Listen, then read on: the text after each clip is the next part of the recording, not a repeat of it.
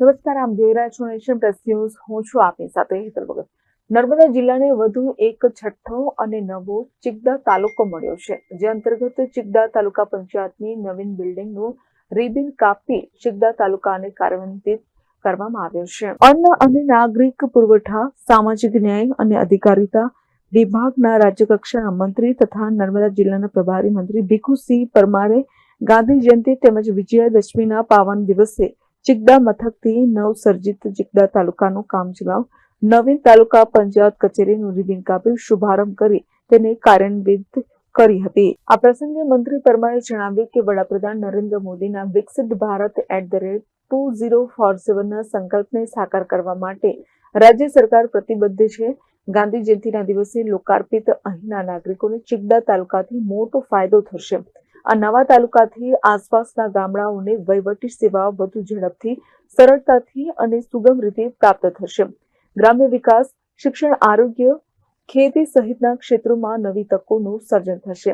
અત્રે નોંધ્યું છે કે નવરચિત ચિકદા તાલુકામાં 22 ગ્રામ પંચાયતો તથા 67 ગામો મળીને કુલ વસ્તી 58,935 છે, તેમજ કુલ 77 પ્રાથમિક, 9 માધ્યમિક શાળાઓ અને 2 ઉચ્ચતર માધ્યમિક શાળાઓ તેમજ 83 આંગણવાડી કેન્દ્રોનો સમાવેશ કરાયો છે.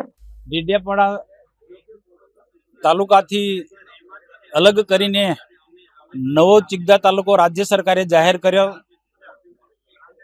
આજે પૂજ્ય મહાત્મા ગાંધીજીની જન્મજયંતિ છે કે જેમને અહિંસાનો બોધપાઠ આખા વિશ્વને આપ્યો છે. એમના જીવનમાંથી પ્રેરણા લઈ અને ગુજરાત રાજ્ય અને દેશ ખૂબ આગળ વધી રહ્યો છે. એમના જીવનના મૂલ્યો ઘણા બધા આપણે અપનાવી રહ્યા છે.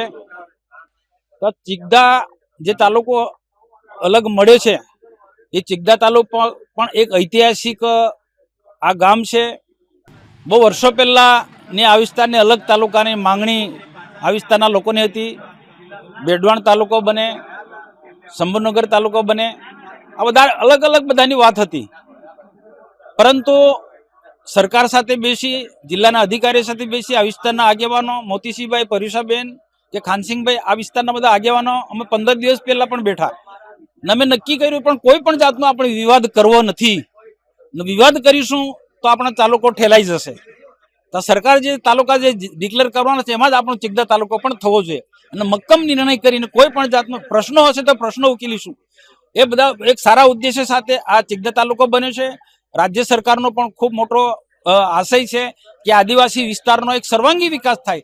આ અલગ તાલુકો બન્યાથી શૈક્ષણિક ક્ષેત્રે, ખેતીવાડી ક્ષેત્રે, પશુપાલનના ક્ષેત્રે, રોજગાર ધંધા ક્ષેત્રે, દરેકે દરેક ક્ષેત્રે આ વિસ્તારના ગામો, આ તાલુકા સાથે જોડાયેલા ગામોનો ઝડપથી વિકાસ થવાનો છે. રાજ્ય સરકારની કે ભારત સરકારની જે યોજનાઓ જે છે એ યોજનાઓ પણ સમયસર ને ઝડપી પહોંચવાની છે અને લોકોને તાલુકા મથકે આવીને કામ પતાવીને સમયસર એ પોતાના એ ગામમાં ઘરે જઈ શકે એ પ્રકારનો બધા જ પાસાને ધ્યાનમાં રાખીને આ નવો તાલુકો આપ્યો છે.